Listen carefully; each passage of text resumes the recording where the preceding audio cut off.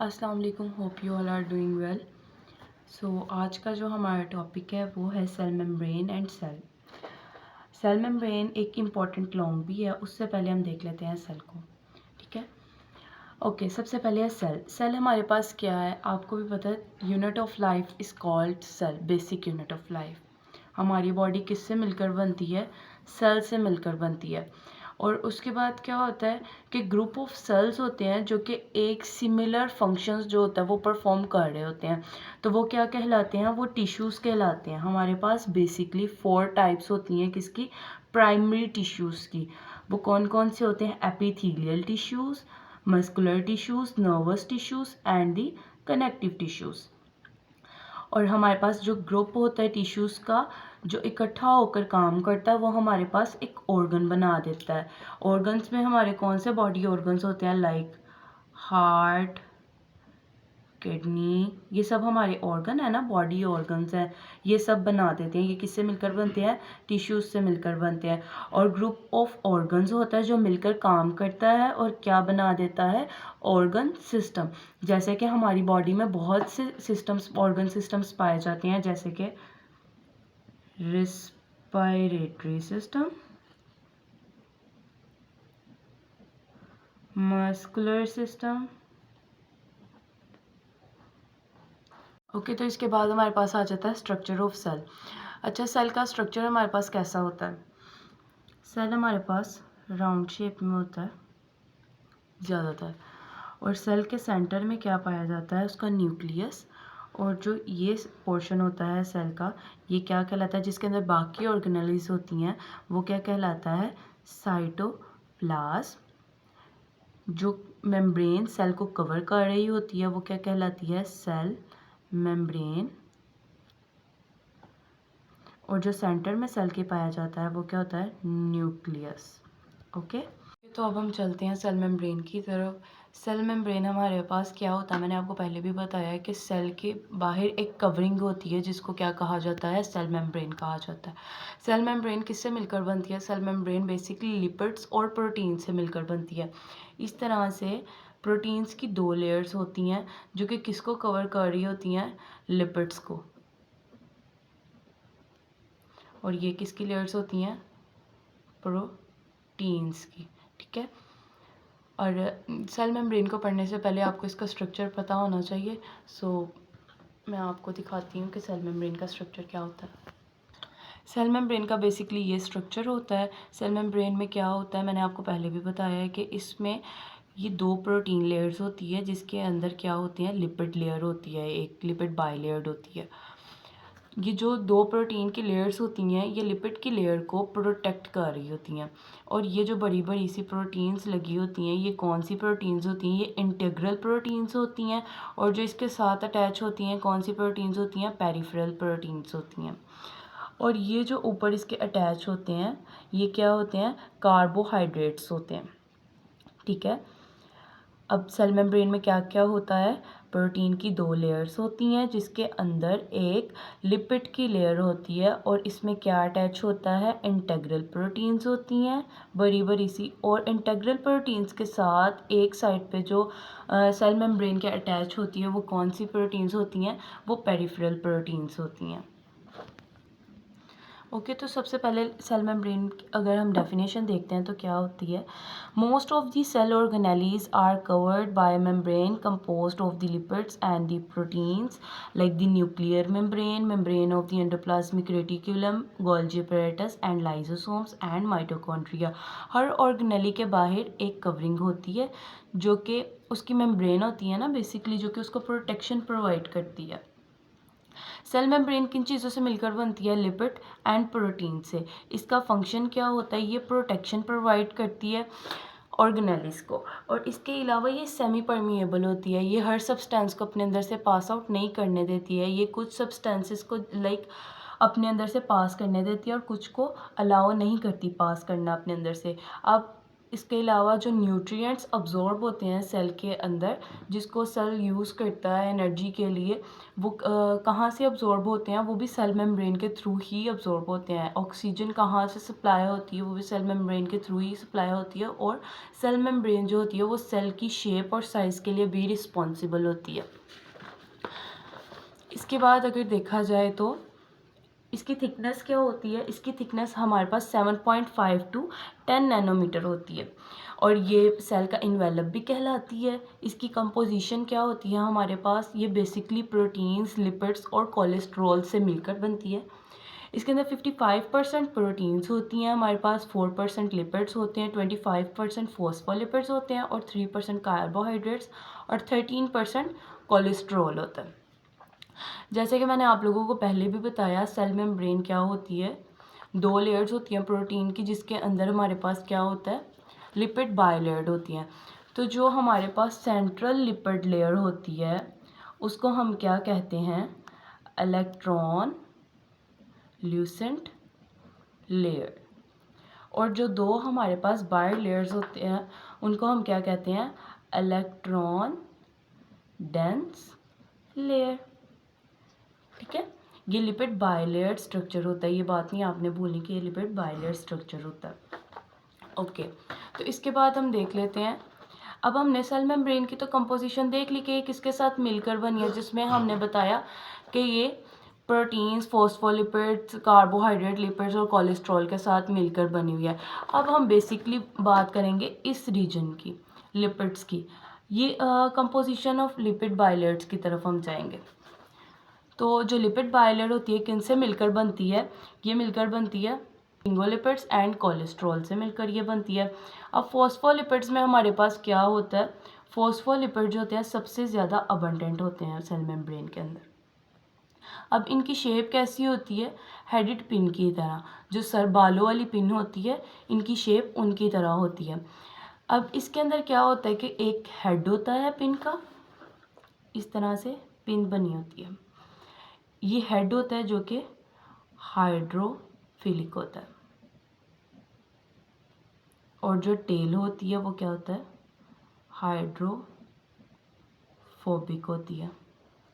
Hydrophilic means कि वो water soluble होती है, हाइड्रोफोबिक मीन्स कि वो वाटर सॉल्युबल नहीं होती है, लिपिड सॉल्युबल होती है। ठीक है, अब उसके बाद वो कहते हैं outer part of the phospholipid is called head. जो आउटर पार्ट होता है इसको हम क्या कहते हैं?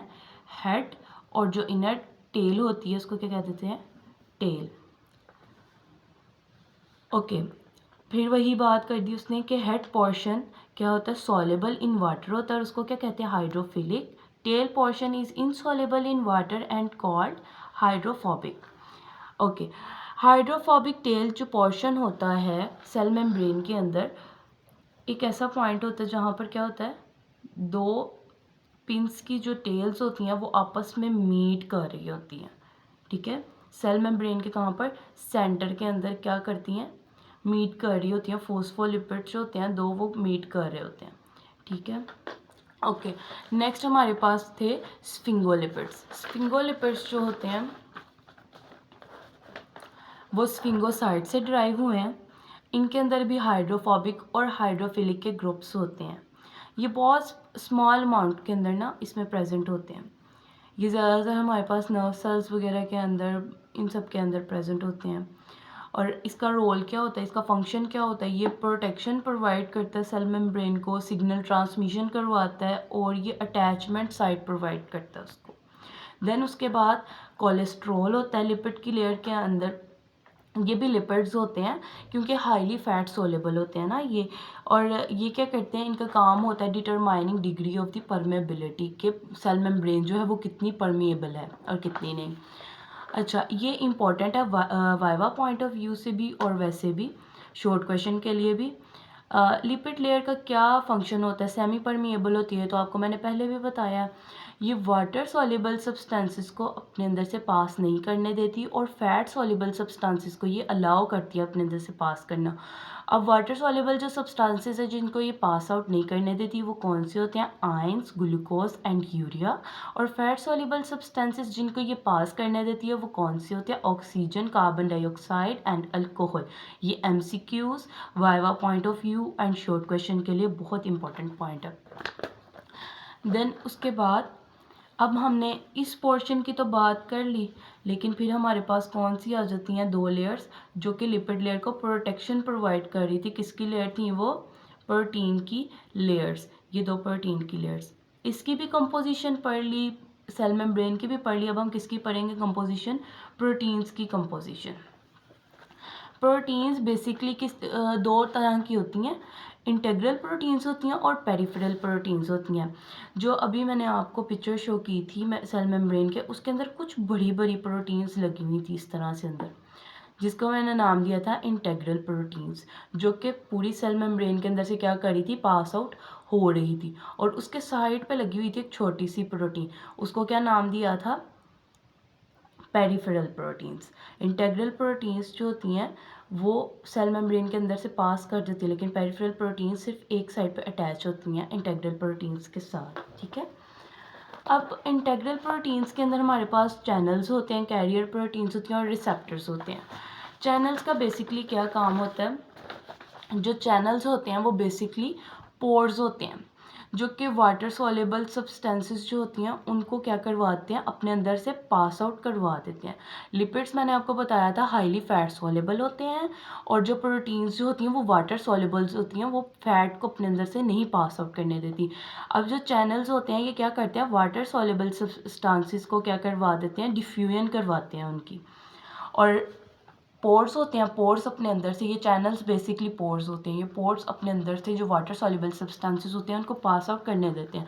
अब आ जाते हैं कैरियर प्रोटीन्स की तरफ। कैरियर प्रोटीन का क्या काम होता है? कैरियर प्रोटीन्स जो होती हैं वो मॉलिक्यूल्स या सब्सटेंसेस जो कि चैनल्स में से नहीं पास आउट कर पाते, लार्ज मॉलिक्यूल्स होते हैं, उसमें क्या होता है हमारे पास कि उसमें हमारे पास क्या होता है कि कैरियर प्रोटीन का बेसिकली ये काम होता है कि अगर एक लार्ज मॉलिक्यूल है और वो बाहर पड़ा हुआ है, तो उसने क्या करना है? यहाँ से उसको उठाना है, यहाँ से उसको लेकर और इस तरह से उसको अंदर शिफ्ट कर देना सेल मेम्ब्रेन के, मतलब कि बाहर की साइड से उठाना है उसको और उसको अंदर की साइड पे शिफ्ट कर देना है। और इसके अंदर क्या होता है? Sometime it act against the electrochemical gradient के अगेंस्ट भी ये काम करती है, जिसको क्या कहते हैं? एक्टिव ट्रांसपोर्ट कहते हैं। और ये जो प्रोटीन्स होती हैं, इंटेग्रल प्रोटीन्स होती हैं, ये हमारे पास रिसेप्टर के तौर पर भी काम करती हैं। अब उसके बाद आ जाते हैं हम पेरिफेरल प्रोटीन्स की तरफ। पेरिफेरल प्रोटीन्स की 2 टाइप्स होती हैं, इंट्रासेलुलर पेरिफेरल प्रोटीन्स और extra cellular peripheral proteins. Intracellular peripheral proteins कहाँ पर होती हैं? इनका नाम ही इंडिकेट कर रहा है कि ये कहाँ पर होती हैं? इनसाइड द सेल प्रेजेंट होती है। फॉर एग्जांपल, इसकी एग्जांपल में क्या आ जाते हैं? रिसेप्टर आ जाते हैं, ट्रांस प्रोटीन्स आ जाती हैं और एंजाइम्स आ जाते हैं। एक्स्ट्रा सेलुलर जो प्रोटीन्स होती हैं ये कहाँ पर लोकेटेड होती हैं? ये आउटसाइड द सेल होती हैं। इनके अंदर एंटीजन आ जाते हैं, एडिनोसिन्स आ जाती हैं और एंजाइम्स आ जाते हैं। अच्छा, और ये इंटायरली एंजाइम के तौर पर ही काम करती हैं, और ये क्या करती हैं? ये सब्सटेंसेस की ट्रांसपोर्ट को कंट्रोल करती हैं मेम्ब्रेन के अंदर। बेसिकली ये जो प्रोटीन्स हैं इनका काम जो है वो सब्सटेंसेस की ट्रांसपोर्टेशन करवाना ही है ना। देन हमारे पास आ जाते हैं कार्बोहाइड्रेट्स। कार्बोहाइड्रेट्स मैंने आपको बताया था कि एक ये सेल मेम्ब्रेन है, सेल मेम्ब्रेन के ऊपर कुछ यूं स्ट्रक्चर्स लगे हुए थे, वो क्या थे? वो कार्बोहाइड्रेट्स थे। ठीक है, कार्बोहाइड्रेट्स उसके ऊपर सेल मेम्ब्रेन के ऊपर अटैच होते हैं। अच्छा, वो कार्बोहाइड्रेट्स जो कि प्रोटीन्स के साथ मिल जाते हैं वो हमारे पास क्या बना देते हैं? ग्लाइकोप्रोटीन्स या प्रोटियोग्लाइकन्स। अब सबसे इम्पोर्टेंट टर्म जो इसके अंदर है, ग्लाइकोलिपिड्स। ग्लाइकोलिपिड्स जो होते हैं वो जो लिपिड्स के साथ अटैच होते हैं वो ग्लाइकोलिपिड्स बना देते हैं। अच्छा, जो कार्बोहाइड्रेट्स होते हैं ना वो सेल मेम्ब्रेन के ऊपर ना कार्बोहाइड्रेट मॉलिक्यूल्स जो होते हैं वो एक थिन लूज कवरिंग जो होती है वो ऐसे सेल मेम्ब्रेन की एंटायर सरफेस के ऊपर बना देते हैं, उसको क्या कहते हैं, ग्लाइकोलेक्स कहते हैं। ठीक है, ये एक इम्पॉर्टेंट शॉर्ट क्वेश्चन भी है। देन आपको अगर ये नोट्स वगैरह चाहिए हो तो ये मेरे इंस्टाग्राम के ऊपर अवेलेबल है, आप वहाँ से देख सकते हैं। और इंस्टाग्राम जो है वो मेरा डिस्क्रिप्शन के अंदर लिखा हुआ मेंशन है, आप वहाँ से आप फॉलो कर सकते हैं मेरा चैनल। और इसके अलावा आई होप कि आप लोगों को बहुत अच्छा समझ आया होगा। अगर आपको कुछ नहीं समझ आया तो आप नीचे कमेंट सेक्शन में पूछ सकते हैं। Then don't forget to press bell icon और कमेंट करें, शेयर करें, सब्सक्राइब करें। Thank you.